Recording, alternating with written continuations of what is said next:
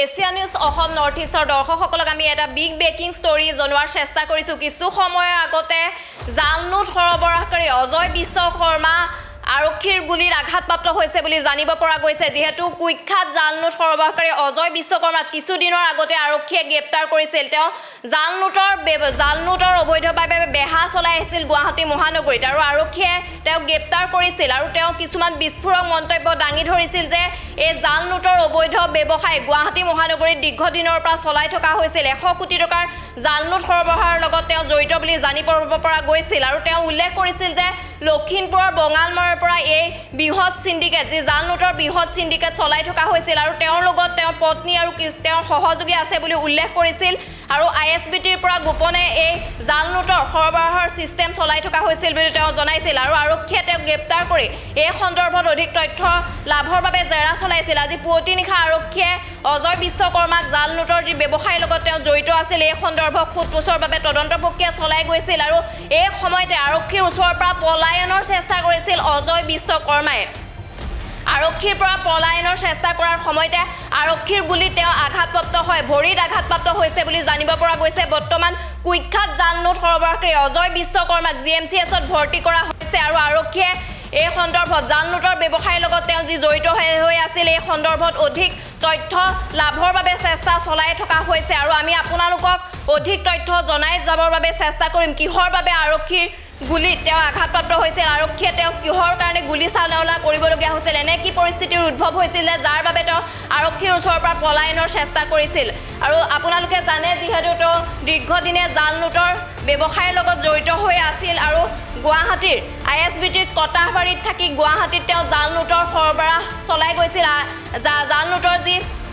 Syndicate প্ৰক্ৰিয়া সেই প্ৰক্ৰিয়া তেওঁ চলাই গৈছিল। তেওঁৰ লগত জড়িত হিচাপে ইছমাইল আলী আৰু পত্নী সুমিৰ নেতৃত্বত তেওঁ জাল নোটৰ সৰবৰাহ চলাই গৈছিল বুলি আৰক্ষীৰ আগত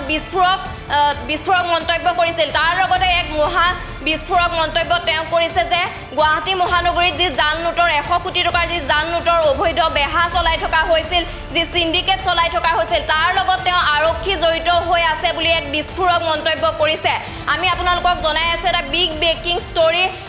আৰক্ষী জাল নোটৰ লগত জড়িত হৈ আছে বুলি গুৱাহাটী মহানগৰ আৰক্ষীয়ে এই 100 কোটি টকাৰ জাল নোটৰ লগত জড়িত হৈ আছে বুলি বিস্ফোৰক মন্তব্য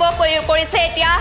জাল নোটৰ যি অবৈধ বেহা চলাই থকা অপৰাধী কুখ্যাত অপৰাধী অজয় বিশ্বকৰ্মাই কৈছে যে গুৱাহাটী মহানগৰীৰ আৰক্ষীও জড়িত আছে আৰু এই জাল নোটৰ সৰবৰাহৰ লগত আৰু তাৰ লগতে তেওঁ উল্লেখ কৰিছিল যে কিছু বিস্ফোৰক মন্তব্য তেওঁ ISBTৰ কটাহবাৰীত থাকি গোপনে গুৱাহাটী মহানগৰীত জাল নোটৰ বেহা চলাই আছিল আৰু তেওঁ উল্লেখ কৰিছে যে চাহিল ওৰফে ইছমাইল আলী আৰু পত্নী সুমিৰ নেতৃত্বত জাল নোটৰ সৰবৰাহ চলাই আহিছিল গুৱাহাটী মহানগৰীত দীৰ্ঘদিনে আৰু তেওঁ কৈছিল যে গুৱাহাটী মহানগৰীত এতিয়াও উৰি আছে 100 কোটি টকাৰ জাল নোট। আপোনালোকক সজাগ সচেতন হ'ব কিয়নো গুৱাহাটী মহানগৰীত চলি আছে জাল নোট আৰু আপোনালোকেও এই জাল নোট লাভ কৰিব পাৰে। গতিকে গুৱাহাটী মহানগৰীৰ প্ৰতিজন জনতা এতিয়া সজাগ সচেতন হ'বৰ সময় হ'ল কিয়নো গুৱাহাটী মহানগৰীত এতিয়া উৰি আছে, গুৱাহাটী মহানগৰীত চলি আছে 100 কোটি টকাৰ জাল নোট আৰু তাৰ লগতে তেওঁ এক বিস্ফোৰক মন্তব্য কৰিছিল যে আৰক্ষীক মেনেজ কৰি তেওঁলোকে জাল নোটৰ ব্যৱসায় চলাই গৈছিল। যিহেতু প্ৰশ্ন উত্থাপন হৈছে যে গুৱাহাটী মহানগৰীৰ আৰক্ষীৰ চকুত ধূলি দি তেওঁলোকে কেনেদৰে গুৱাহাটী মহানগৰীৰ দীৰ্ঘদিনে এই জাল নোটৰ 100 কোটি টকাৰ জাল নোটৰ অবৈধ বেহা চলাই আছিল বুলি এতিয়া প্ৰশ্ন উত্থাপন হৈছে।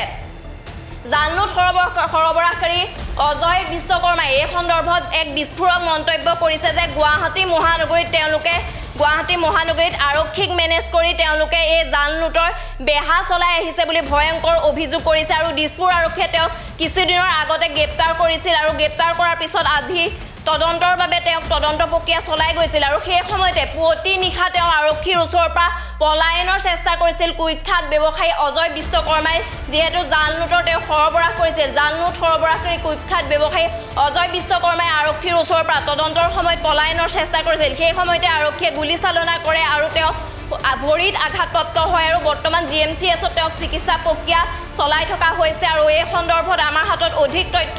আহি পৰিব আৰু আমি দৰ্শকসকলক এই সন্দৰ্ভত অধিক তথ্য আগন্তুক সময়ত দি যাবলৈ চেষ্টা কৰিম। কটাবাৰী অৰিজিনেল ঘৰ গোৰেশ্বৰত তেওঁৰ 4খন গাড়ী ক'ৰ পৰা আহিলে মানে এইখন বঙালমাৰৰ লগত লিংক আছে বঙালমাৰা টপ হিৰো তেওঁ বঙালমাৰৰ পৰা আহিছিলে মাল পইচাখিনি ক'ৰ পৰা আহিছিলে এইবিলাক চব কৰে চাহিলে ইছলাম আলী কটাবাৰী তুমি চাহিলে কৰে এইবিলাক আচ্ছা ৰ'ব বঙালমাৰাই গোটেইবিলাক বঙালমাৰা নহয় এইটো কটাবাৰীৰ হয় কটাবাৰী ইছলাম আলী হয় ইছলাম আলী এইটো নাকাটাকে দিব এতিয়া অজয় কৰ্মকাৰ তোমাৰ নাম হয় মোৰ নাম ইয়াৰ পূৰ্বে কেইবাৰমান জেল গৈছা মই জেল যোৱা নাই ইছলাম আলী মিছা কথা কৈছা নাই ছবাৰমান গৈছা নাই আচ্ছা গোটেই বঙালমাৰৰ পৰা আহে ইছলাম আলী এতিয়া টকাটো 1 লাখত কিমান দিয়া হয় কেনেকুৱা 1 লাখ মই দেখাই নাই পইচা 3 লাখ দিয়া হয় কেনেকৈ দেখাই নাই মই 1 লাখত 3 লাখ নাকাটিব এইটো ইছলাম আলী এইটো জালুক